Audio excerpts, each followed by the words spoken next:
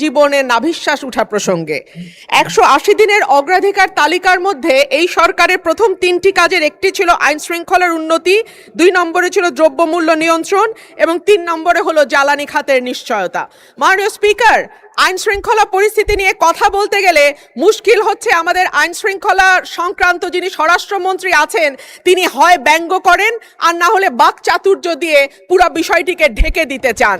কিন্তু সাধারণ মানুষের সঙ্গে কথা বললে মাননীয় স্পিকার জানা যায় যে বাংলাদেশে পররাষ্ট্র মন্ত্রণালয়ে যেমন 3 জন মন্ত্রী আছেন, 64টা জেলায় 64 জন আইন শৃঙ্খলা বিষয়ক স্বরাষ্ট্রমন্ত্রী থাকলে কেবল মন্দ হতো না বাংলাদেশের আইন শৃঙ্খলা পরিস্থিতির এতই ভালো অবস্থা।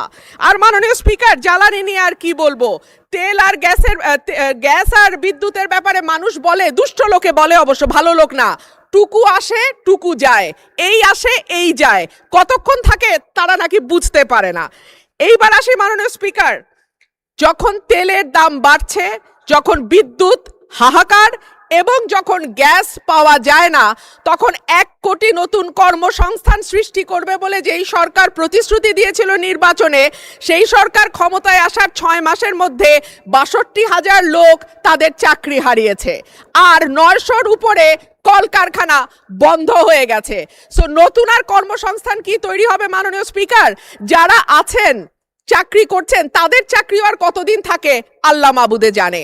বাজারে যখন মানুষ যায় 80 টাকার নিচে কোনো সবজি নাই, ডিমের দাম কয়েক দফা বেড়েছে, চালের দাম, বিশেষ করে মিনিকেট যে চাল বলা হয় এটা নাকি খায় না, তারপরেও তো কেউ কেউ খায় মাননীয় স্পিকার, যখন দ্বিগুণ হয়ে যায় এবং যখন আমরা টিসিবির লাইন দেখি তখন শাহ মোহাম্মদ ওয়ারেস আলী মামুন, জামালপুর 5। মাননীয় স্পিকার, আপনাকে ধন্যবাদ। মাননীয় স্পিকার, আমার নোটিশটি ছিল মাননীয় স্থানীয় সরকার মন্ত্রী মহোদয়ের দৃষ্টি আকর্ষণ করে আমার নির্বাচনের আসন জামালপুর 5, যেটি